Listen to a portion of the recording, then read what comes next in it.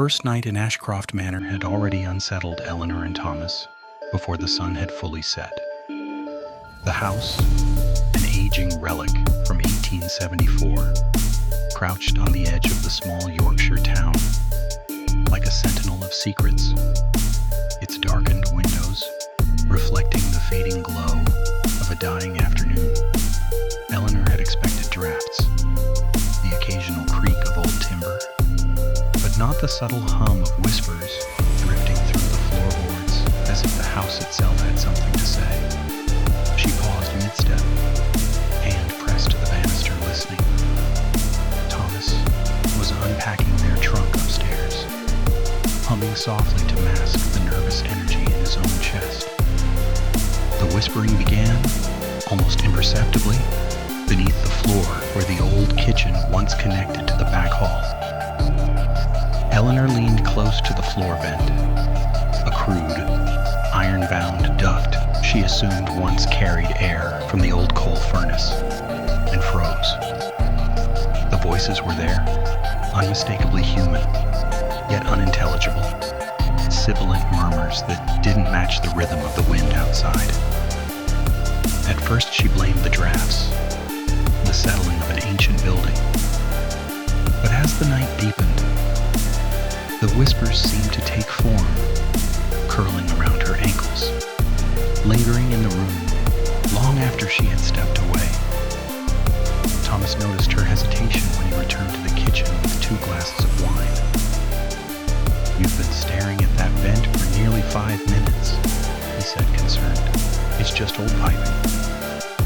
Probably rats, or..." He stopped, sensing the shift in her demeanor. His eyes followed hers, and for the first time, he heard it too. A faint, dragging sigh, as though someone or something was pacing slowly beneath their feet.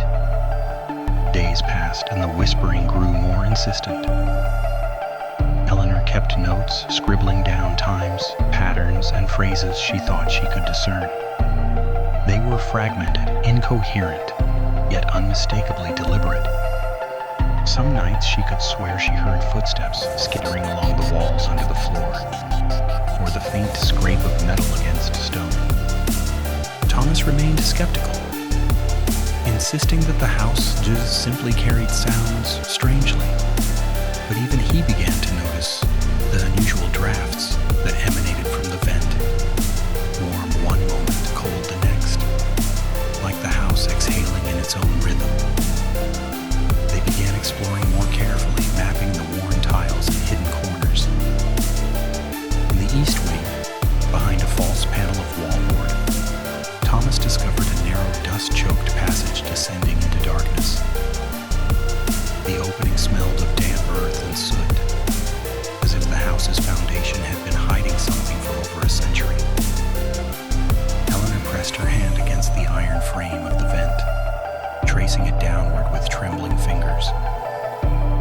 She realized with a slow, gnawing fear that the ductwork connected directly to the tunnel. Ashcroft Manor had not always been uninhabited, Thomas remembered reading in the town archives. Its original owner, Reginald Ashcroft, had been a local industrialist obsessed with secrecy, rumored to have dabbled in underground experiments with air circulation in hidden chambers. The manor was a showcase of modern convenience for its time.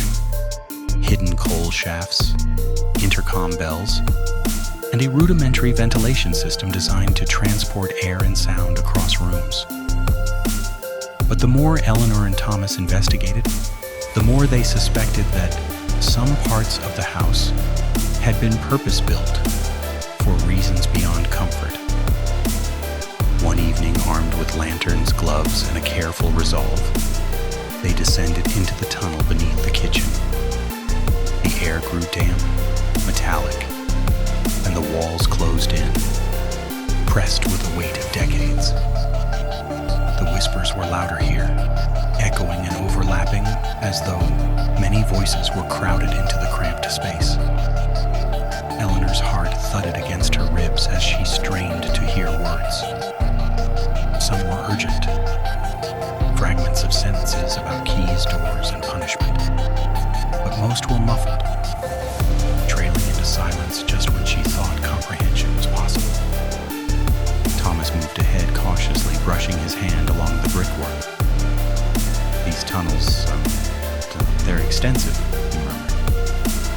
spent a long time building this." He paused. "And not for normal living. This is deliberate, methodical. Whoever did this wanted to remain unseen." The air in the tunnel shifted, colder now, and Eleanor swore she felt fingers brush against her shoulder, fleeting and intangible. She whispered to Thomas, "We shouldn't be down here alone." But curiosity, that inexorable human flaw, drove them forward. At a bend in the corridor, the tunnel opened into a small, square chamber lined with iron rings, bolted into the walls. Chains, corroded with age, dangled from above, swinging gently through no breeze disturbed them. Eleanor swallowed the lantern light, trembling. "This," she breathed, "this isn't just a tunnel. Someone used this." The voices crescendoed suddenly, a rush of whispers all at once, nearly deafening. Words became clear. "Leave. Return." Silence. Eleanor felt an unnatural pressure on her chest, a weight that seemed to seep from the walls themselves. Thomas's lantern flickered violently, revealing shallow depressions in the floor. Small, repeated indentations, as if someone had knelt, prayed, or crawled here frequently. The air smelled faintly of iron, dust, and something older, something decayed. They retreated hastily, but the house would not let them leave unmarked. That night and every night thereafter, the whispers followed them.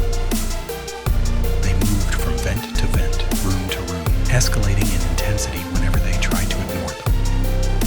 Eleanor began to see shadows in her peripheral vision, shapes twisting in corners, flitting behind doors when she turned. Thomas, normally pragmatic, began pacing late at night, restless and haunted, whispering apologies to the air. Researching further, Eleanor unearthed newspaper clippings from 1883. Children reported missing in the town, always near the Ashcroft estate. No bodies were found, no perpetrators identified. Local legend spoke of voices beneath the floor, warning of unseen dangers, dismissed at the time as superstition. The pattern was undeniable. The manor had been the locus of fear long before their arrival, and the tunnels beneath it had likely concealed more than air ducts. Weeks blurred. The house's influence was subtle, yet insidious. Eleanor and Thomas began to argue more, small annoyances magnifying into bitter confrontations. Thomas claimed he could hear breathing in rooms he occupied alone. Eleanor swore the shadows whispered her name in tones of accusation. Sleep became impossible. Dreams were invaded by brick corridors, iron chains, and whispers curling like smoke around their heads. One night, Eleanor awoke to the sound of a key turning in the kitchen door. A key that didn't exist. She froze, heart racing, and in the dim moonlight, she saw the shadow of a man descend the stairs. He paused at the vent, head tilting toward it, listening. He wore no clothes, yet no flesh either, as if he were a memory given form. The whispers grew intelligible for the first time. "We were waiting. You belong to the house now." Thomas found her the next morning, pale and trembling, staring at the vent. I think it's the tunnels," she whispered. "They're alive. They want us to know what was hidden. They want us to see what should never be seen." Their escape that morning was frantic. They gathered what they could, ignoring the soft thuds that followed their every step. But the whispers did not leave.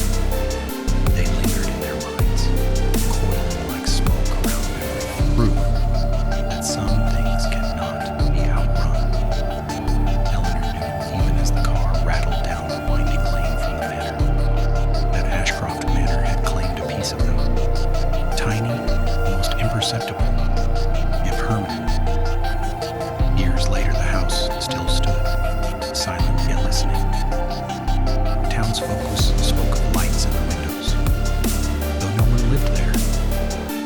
Researchers who ventured near reported strange drafts, whispers beneath the floorboards, and the